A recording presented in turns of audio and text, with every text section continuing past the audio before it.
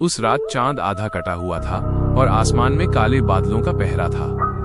राघव अपनी पुरानी जीप लेकर घने जंगलों के बीच से गुजर रहा था। वो पेश से एक पत्रकार था और उसे पुरानी और डरावनी जगहों की सच्चाई जानने का जुनून था। उसे खबर मिली थी कि भानपुर नाम के एक उजड़े हुए गांव में एक ऐसी हवेली है जहां आज भी मरे हुए लोग सभा करते हैं। जैसे जैसे वो गांव के करीब पहुंच रहा था, रास्ता और भी संकरा और पथरीला होता जा रहा था।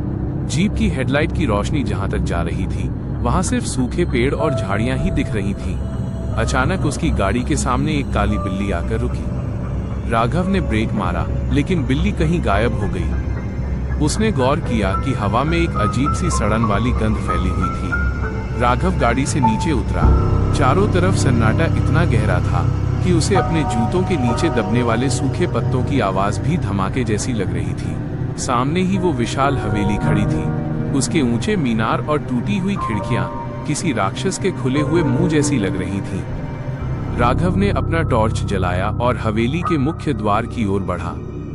जैसे ही उसने दरवाजे को धक्का दिया, वो एक भारी चरचराहट के साथ खुल गया। अंदर का नजारा देखकर राघव के माथे पर पसीना आ गया। हॉल के बीचों बीच एक पुरानी मेज लगी थी और उस पर मोमबत्तियां जल रही थी। सबसे अजीब बात यह थी कि उन मोमबत्तियों की लौ नीली थी। राघव ने अपना कैमरा निकाला और फोटो खींचने लगा। अचानक उसे ऊपर की मंजिल से किसी के भारी कदमों की आवाज सुनाई दी। धप धप धप।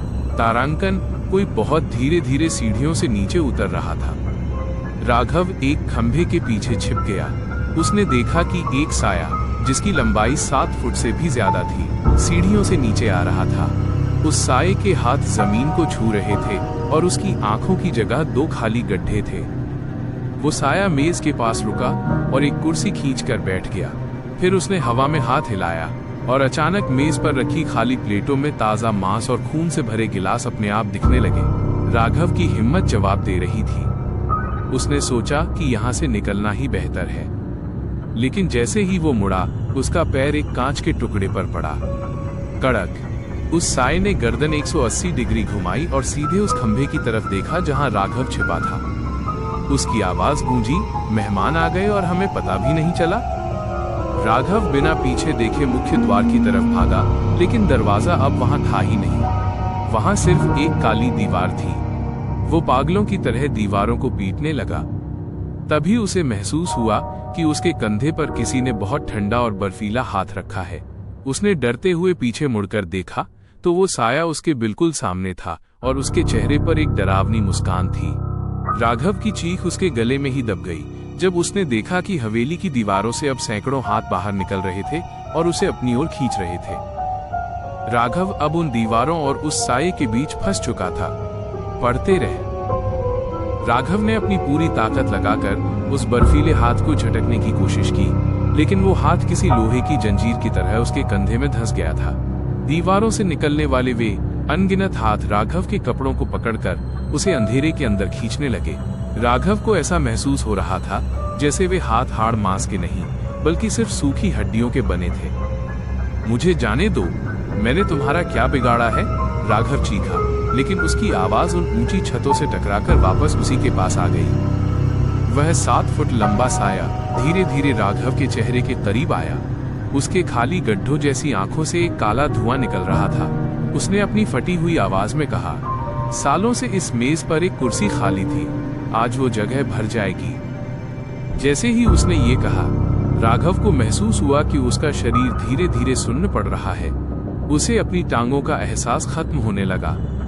उसने नीचे देखा तो उसके पैरों के नीचे की जमीन दलदल की तरह पिघल रही थी। वो उस ठंडी और काली मिट्टी में धंसता जा रहा था। तभी राघव की नजर अपनी जेब में पड़े उस छोटे से पीतल के लॉकेट पर पड़ी जो उसे उसकी दादी ने दिया था। दादी हमेशा कहती थी कि बुराई कितनी भी ताकतवर हो, पुरानी पवित्र चीजों के सामने टिक नहीं पाती। राघव ने मरता क्या न करता वाली स्थिति में अपना हाथ जबरदस्ती हिलाया और वो लॉकेट निकालकर उस साये के चेहरे पर दे मारा। लॉकेट के छूते ही एक जोरदार धमाका हुआ और वो साया किसी जलते हुए कागज की तरह राख होने लगा। पूरे हॉल में एक ऐसी चीख गूंजी जिसे सुनकर किसी के भी कान के पर्दे फट जाएं। उन दीवारों से निकलने वाले हाथ राख बनकर झड़ने लगे। राघव को जैसे ही ढील मिली, वो पागलों की तरह उस दीवार की ओर भागा जहां दरवाजा था। इस बार लॉकेट के असर से दीवार फिर से लकड़ी के पुराने दरवाजे में बदल गई थी। राघव ने पूरी जान लगाकर धक्का दिया और बाहर जंगल की ओर भागने लगा। वो पीछे मुड़कर नहीं देख रहा था, बस भाग रहा था। झाड़ियां उसके चेहरे को छील रही थी, पत्थर उसके पैरों में लग रहे थे, लेकिन वो नहीं रुका। भागते भागते वो अपनी जीप के पास पहुंचा। उसने चाबी घुमाई, किर किर। इंजन नहीं रुक रहा था। उसने ऊपर देखा तो पेड़ की टहनियों पर वही सैकड़ों हाथ लटके हुए थे जो उसे पकड़ने के लिए नीचे झुक रहे थे। राघव ने एक आखिरी बार चाबी घुमाई और जीप दहाड़ मारकर स्टार्ट हो गई। उसने पीछे मुड़े बिना एक्सीलेटर पर पैर रख दिया। जब वो सुबह अपने शहर पहुंचा तो उसने राहत की सांस ली। उसे लगा कि सब खत्म हो गया है, लेकिन जैसे ही उसने अपनी गाड़ी के पीछे वाले शीशे रियर व्यू मिरर में देखा, उसके रोंगटे खड़े हो गए। उसकी पिछली सीट पर वही पीतल का लॉकेट पड़ा था जो वो हवेली में छोड़ आया था, और उस लॉकेट पर अभी भी खून के ताजा निशान थे। राघव का पूरा शरीर कांपने लगा। वो लॉकेट जिसे उसने उस साए पर फेंककर अपनी जान बचाई थी, अब उसकी कार की पिछली सीट पर रखा था। उसने हिम्मत जुटाकर हाथ पीछे किया और लॉकेट को उठाया। जैसे ही उसने उसे छुआ, उसे लगा जैसे उसने किसी जलते हुए कोयले को पकड़ लिया हो। लॉकेट इतना गर्म था कि राघव ने उसे तुरंत नीचे फेंक दिया। अचानक उसकी कार का रेडियो अपने आप चालू हो गया। पहले तो सिर्फ शोर सुनाई दिया, लेकिन फिर एक फटी हुई आवाज गूंजने लगी। वही आवाज जो उसने हवेली में सुनी थी, मेहमान बिना खाना खाए नहीं जाते। राघव ने डर के मारे कार को सड़क के किनारे रोक दिया। वो शहर के बीचों बीच था, चारों तरफ लोग और गाड़ियां थी, फिर भी उसे ऐसा लग रहा था जैसे वो अभी भी उसी हवेली के अंदर खड़ा है। उसने अपने गले पर हाथ लगाया तो देखा कि वहां उंगलियों के काले निशान पड़े हुए थे, जैसे किसी ने उसे बड़ी बेरहमी से दबाया हो। वो बदहवास होकर अपने घर पहुंचा और दरवाजा अंदर से बंद कर लिया। उसने सोचा कि शायद वो पागल हो रहा है। उसने राहत की सांस लेने के लिए आईने के सामने जाकर अपना चेहरा धोया। जैसे ही उसने पानी डालकर ऊपर देखा, उसकी चीख निकल गई। आईने में उसे अपना चेहरा दिखाई दे रहा था, लेकिन उसकी आंखों के पीछे वही साया खड़ा था। इस बार वो साया धुंधला नहीं था, वो राघव के बिल्कुल कान के पास झुककर खड़ा था। आईने के शीशे पर भाप जमने लगी और उस पर किसी ने उंगली से लिखा, अगली बारी तुम्हारी। राघव पीछे मुड़ा, लेकिन वहां कोई नहीं था। तभी उसे महसूस हुआ कि उसके कमरे का तापमान एकदम गिर गया है। कोनों से काली परछाइयां निकलकर फर्श पर रेंगने लगी। राघव ने भागने के लिए दरवाजा खोलना चाहा, लेकिन कुंडी गायब हो चुकी थी। दीवारें अब फिर से पास आने लगी थीं, ठीक वैसे ही जैसे उस खंडहर में हो रहा था। उसने अपने बिस्तर की ओर देखा, वहां वही पीतल का लॉकेट रखा था जो अब धीरे धीरे काला पड़ रहा था। अचानक वो लॉकेट बीच से फट गया और उसमें से ढेर सारे काले कीड़े बाहर निकलने लगे। वे कीड़े तेजी से राघव के पैरों की ओर बढ़ने लगे। राघव समझ गया था कि वो हवेली से बाहर नहीं आया है, बल्कि वो हवेली अब उसके अंदर समा चुकी है। तभी कमरे की सारी लाइटें एक साथ बुझ गईं और अंधेरे में केवल 2 लाल आंखें चमकने लगीं। राघव उस गुप्त अंधेरे में अकेला खड़ा था। उन लाल आंखों की चमक धीरे धीरे उसके करीब आ रही थी।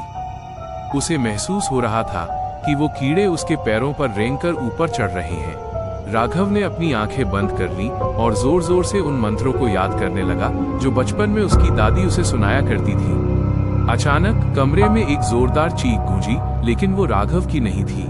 जैसे ही उसने आंखें खोली, उसने देखा कि कमरे की खिड़की के बाहर से सुबह की पहली किरण अंदर आ रही थी। सूरज की रोशनी पड़ते ही वो साया धुएं की तरह गायब होने लगा और वे कीड़े भी भाप बनकर उड़ गए। राघव पसीने से लथपथ फर्श पर पड़ा था। उसे लगा कि शायद सब कुछ बुरा सपना था। वो लड़खड़ाते हुए खड़ा हुआ और बाहर की ताजी हवा लेने के लिए अपनी बालकनी में गया। सामने की सड़क पर चहल पहल शुरू हो चुकी थी। लोग अपने कामों पर जा रहे थे, गाड़ियां चल रही थीं। उसे यकीन हो गया कि अब वो सुरक्षित है। तभी उसे अपने मोबाइल पर एक नोटिफिकेशन सुनाई दिया। उसने कांपते हाथों से फोन निकाला। ये एक ईमेल था जो उसी ने खुद को भेजा था, लेकिन उसे याद नहीं था कि उसने ऐसा कब किया। ईमेल का विषय सब्जेक्ट था, अंदर देखो। राघव ने जैसे ही वो ईमेल खोला, उसमें एक वीडियो फाइल थी। उसने वीडियो प्ले किया। वीडियो में राघव खुद अपने बिस्तर पर सो रहा था। कैमरा धीरे धीरे उसके चेहरे के करीब आता है। वीडियो में दिख रहा था कि राघव सोते हुए अचानक अपनी आंखें खोलता है, लेकिन उसकी आंखें पूरी तरह सफेद थीं। वो कैमरे की तरफ देखकर अजीब सी भाषा में कुछ बुदबुदा रहा था। वीडियो के अंत में राघव का वो सोता हुआ शरीर अचानक उठकर कैमरे के बिल्कुल पास आता है और कहता है वो बाहर नहीं गया, उसने बस अपना घर बदल लिया है। राघव का फोन उसके हाथ से छूटकर नीचे गिर गया। उसने डरते हुए अपने हाथ की कलाई देखी। वहां वही काला निशान था, लेकिन अब वो निशान एक शब्द की शक्ल ले चुका था। उस पर लिखा था कैद। राघव ने आईने की तरफ देखा। उसे अपना चेहरा तो दिख रहा था, लेकिन वो जो भी हरकत कर रहा था, आईने वाला साया उससे 1 सेकंड की देरी से कर रहा था। उसे समझ आ गया कि जो राघव अब इस दुनिया में घूम रहा है, वो असली राघव नहीं है। असली राघव तो उसी रात उस हवेली के शीशे के पीछे हमेशा के लिए दफन हो चुका था। अब जो बाहर था, वो सिर्फ एक शरीर था जिसे वो साया चला रहा था। राघव की आत्मा अब अपनी ही आंखों के पीछे से सब कुछ देख रही थी, लेकिन वो कुछ भी कर पाने में लाचार थी। असली राघव की आत्मा अपने ही शरीर के अंदर एक कैदी की तरह तड़प रही थी। वो देख पा रहा था, सुन पा रहा था, लेकिन अपने हाथ पैर हिलाने की ताकत खो चुका था। वो साया जो अब राघव का रूप धर चुका था, आईने के सामने खड़ा होकर मुस्कुरा रहा था। वो मुस्कान इतनी डरावनी थी कि असली राघव की रूह कांप गई। उस साये ने राघव की अलमारी खोली और एक पुराना काला कोट निकाला। उसने राघव की आवाज में धीरे से गुनगुनाया, आज बहुत काम बाकी है। तभी घर की घंटी बजी। राघव की आत्मा अंदर से चिल्लाई, मत खोलो, जो भी बाहर है भाग जाओ। लेकिन बाहर आवाज नहीं निकली। साये ने दरवाजा खोला।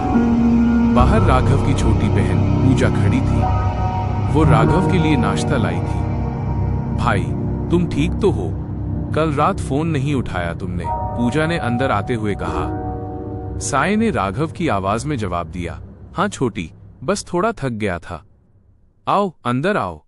असली राघव की आत्मा अंदर छटपटा रही थी। उसने देखा कि साया पूजा की गर्दन की तरफ देख रहा था और उसकी उंगलियां धीरे धीरे लंबी और नुकीली हो रही थीं। राघव ने अपनी पूरी आत्मिक शक्ति बटोरी। उसे याद आया कि दादी कहती थी कि आत्मा की इच्छा शक्ति सबसे बड़ा हथियार होती है। जैसे ही साये ने पूजा पर हमला करने के लिए हाथ उठाया, राघव की आत्मा ने पूरी ताकत से उसके दिमाग पर प्रहार किया। अचानक साये का हाथ हवा में रुक गया। शरीर कांपने लगा। साया गुस्से में गुर्राया, छोड़ मुझे, अब ये शरीर मेरा है। पूजा डरकर पीछे हट गई। भाई, तुम किससे बात कर रहे हो? तुम्हारी आवाज को क्या हुआ? राघव ने एक पल के लिए अपने शरीर पर नियंत्रण पाया। उसने चीख कर कहा, पूजा भाग, यहां से भाग, ये मैं नहीं हूं। लेकिन साया फिर से हावी होने लगा। राघव के शरीर की हड्डियां चटकने लगी, क्योंकि दो ताकतें एक ही शरीर के लिए लड़ रही थीं। राघव की एक आंख काली पड़ गई और दूसरी सामान्य रही। यह नजारा इतना भयानक था कि पूजा जमीन पर गिर पड़ी। राघव की आत्मा समझ गई कि वो इस साये को बाहर नहीं निकाल पाएगा, उसे इस शरीर को ही नष्ट करना होगा। उसने अपनी आखिरी ताकत जुटाई और साये को मजबूर किया कि वो बालकनी की तरफ भागे। साया चिल्ला रहा था, नहीं, हम दोनों मर जाएंगे। राघव की आत्मा ने मन ही मन कहा, यही सही है। बालकनी के किनारे पहुंचकर राघव के शरीर ने एक जोरदार छलांग लगाई।